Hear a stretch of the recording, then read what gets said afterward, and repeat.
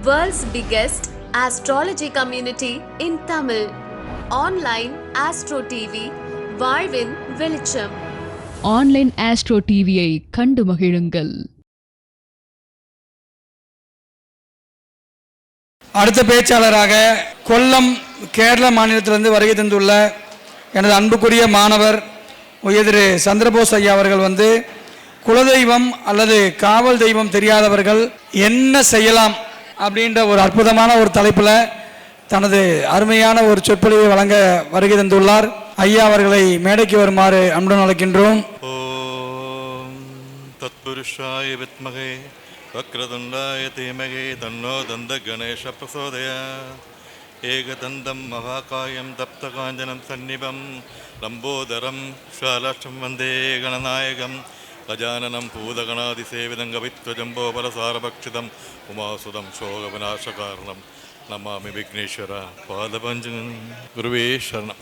என் பேர் சந்திரபோஸ். நான் கேரளாவிலேருந்து வந்திருக்கிறேன். எனக்கு இது 3வது மேடை. எனக்கு கொடுத்துருக்கிற தலைப்பு குலதெய்வம் தெரியாதவங்க. நான் இங்கே பேசுறதுக்கு முன்னாடி ஃபர்ஸ்ட் நான் செய்ய வேண்டியது என்னுடைய குருநாதருக்கு நான் ஒரு நன்றி சொல்லணும்னு நினச்சிருக்கிறேன். ஏன்னா எனக்கு என் வாழ்க்கையில் நடந்த ஒரு சம்பவத்துக்காக நான் அவரை குருநாதருக்கு நன்றி நான் சொல்லி தான் ஆகணும். அது நீங்களும் கேட்கணும், என்னுடைய குருநாதரும் அது புரிஞ்சுக்கணும்னு நான் நினைக்கிறேன். ஏன்னா 10ோட 11வது ஆளாக நான் போக நான் விரும்பலை. எதுக்காக நன்றி கடன் நான் சொல்கிறேன்னு குருநாதன் மாத்திரம் இல்லை, எல்லாரும் தெரிஞ்சுக்கணும். ஏன்னா எங்கள் ஊரில் ஓணம் பண்டிகை ரொம்ப சிறப்பாக கொண்டாடுவாங்க. அந்த ஓணம் பண்டிகை அப்படிங்கும்போது அங்கே ரொம்ப விசேஷமாக கொண்டாடுவாங்க.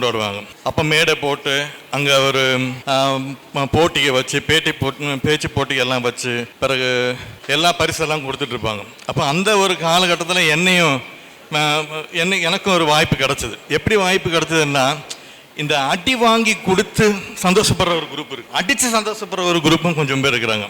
இதில் ஒரு குரூப் என்ன பண்ணிருச்சுன்னா, என்னை கூப்பிட்டு நீ பேசு உனக்கு பரிசெல்லாம் கிடைக்கும் அப்படின்னு சொல்லி என்னை பேச விட்டாங்க. பெரிய விட்டு என்னன்னா, எனக்கு பேச வராது. ஃபர்ஸ்ட் நான் பேசினாலும் எங்கள் அம்மாவுக்கே புரியாது. ஃபர்ஸ்ட் ஆமாம். 2வது பேசினாவது ஜாமாங்க வாங்க போனால் அந்த ஜாமான் வாங்க போகிற இடத்துல ஃபஸ்ட்டு ஒரு தடவை ஏதாவது 2 தடவை சொல்லி 3வது ஒரு தடவை எழுதி கொடுத்தா தான் அவனே எனக்கு ஜாமான் எனக்கு தரும். அப்படிப்பட்ட எனக்கு ஒரு வாய்ப்பு கிடைச்சிருக்கு. பின்னாடி இருந்த எங்கள் அப்பா ரயில்வேல வேலை பார்க்குறவர். அன்னைக்கு இந்த நல்லா ஜாலியாக இருந்த ஒரு மனுஷன் என்ன பண்ணிட்டாருன்னா, சீட்டு விளையாண்டு கொஞ்சம் தோற்று ரொம்ப நொந்து போயிருக்கிற டைம் நான் பேசுகிறேன் அப்படின்னு போய் அவர் கேட்கவும் யாரோ அனௌன்ஸ்மெண்ட் பண்ணிட்டாங்க, சந்திரபோஸ் இப்படி பேசுகிறாங்க அப்படின்னு. இவர் என்ன பண்ணிட்டாரு, பின்னாடி இருந்த கோவத்தில் ஒரு நல்ல மட்டையை எடுத்துகிட்டு டமார்னு முதுகில் ஒரு அடி. அன்னைக்கு தெரிச்சு ஓடணும் வந்தேன் நான். மேடையை பார்த்தாலே எனக்கு பயங்கர பயம் குருஜி. அதனால எங்கே பார்த்தாலும் மேடையில் பேசவே மாட்டேன். பேசணும்னு ஆசை. அந்த குரங்கு இருக்குது பார்த்தீங்களா, அந்த குரங்குக்கு ஒரு புத்தி இருக்குது. இந்த குரங்கு என்ன செய்யணும்னா, ஒரு பாம்பை பார்த்தா என்ன சொன்ன ஆளுகளை முன்னாடி இப்படிலாம் காட்டி ஓடி போயிடும். அப்படி ஓடி போகிற ஒரு குரங்குக்கு முன்னாடி நம்ம ஒரு பார்சலை கட்டி அதில் ஒரு பாம்பு, ஒரு ரப்பர் பாம்பை வச்சு அதை என்ன பண்ணுவாங்கன்னா அப்படி கொடுத்தான்னு நினச்சிக்கோங்க. அதுக்கு நேரம் சரியாக இருந்தேன்னா அந்த பார்சலை தூர போட்டுரும். இல்லைன்னு நினச்சிக்கோங்க, அதுக்கு நேரம் சரியில்லை, கட்டம் சரியில்லை அப்படின்னா அந்த பாம்பை பிடிச்சிக்கிறோம். பாம்பை பிடிச்ச இந்த குரங்கு இந்த பாம்பை பிடிச்ச பிரச்சனை என்னென்னா, இப்படி பிடிச்சிட்டு தான் சுற்றும். இப்படி பிடிச்சிட்டு அதை பாடு சுத்தம் சாகிற வரைக்கும் அப்படி போட்டு சுற்றிட்டே தான் இருக்கும். அதே நிலைமை தான் எனக்கும் பேச வாய்ப்பு கிடைக்காத, பேசணும் அப்படின்னு பல நாட்கள். இப்போ எனக்கு 50 வயசு ஆச்சு. பேசணும் எனக்கு ஒரு எண்ணம் இருந்துச்சு. ஆனால் மேடையை பார்க்கும்போது எங்கள் அப்பா அடித்த ஞாபகம் தான் எனக்கு வரும்.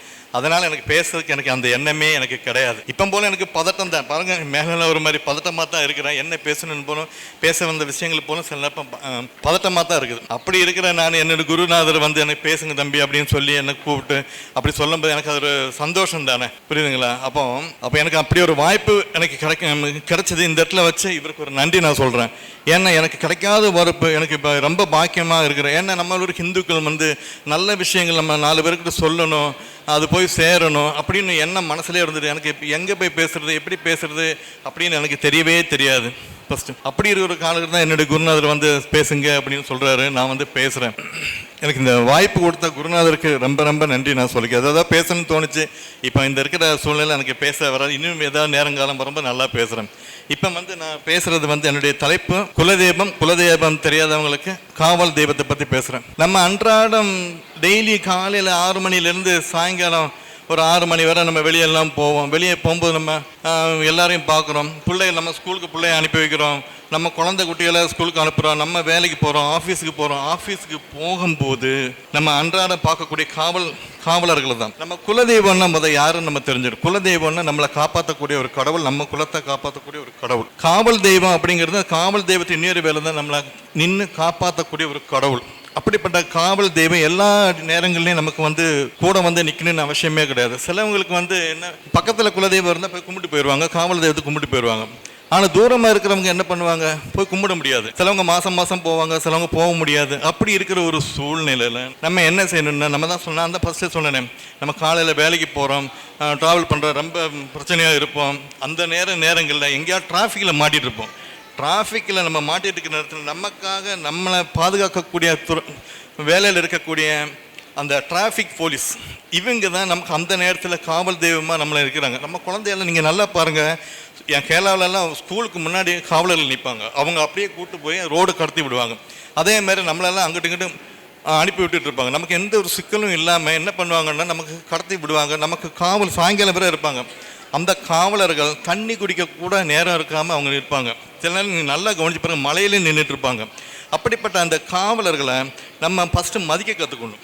ஏன்னா நம்ம குலதெய்வம் நமக்கு துணையாக இருக்கணும், காவல் தெய்வம் நமக்கு துணையாக இருக்கணும்னா ஃபஸ்ட்டு காவலர்களை பார்த்தா ஃபஸ்ட்டு செய்ய சிரிங்க. முடிஞ்சால் ஒரு குட் மார்னிங் சொல்லுங்கள், இல்லை காலை வணக்கம் சொல்லுங்கள், சார் வணக்கம் சொல்லுங்கள். முடிஞ்ச வெயிலில் இருக்காங்களா, சரி அவங்க போகும்போது நம்ம டெய்லி பார்க்குற ஒரு மனுஷன் வெயிலில் நிற்கிறாரு, சரி போகும்போது ஒரு கிளாஸ் தண்ணி கொடுப்போம், அவருக்கு குப்பியில் தண்ணி வாங்கி அவருக்கு கொடுப்போம். கொடுத்துட்டு நீங்கள் சொல்லுங்கள், சார் தண்ணி எடுத்து குடிங்க அப்படின்னு சொல்லிட்டு வாங்க.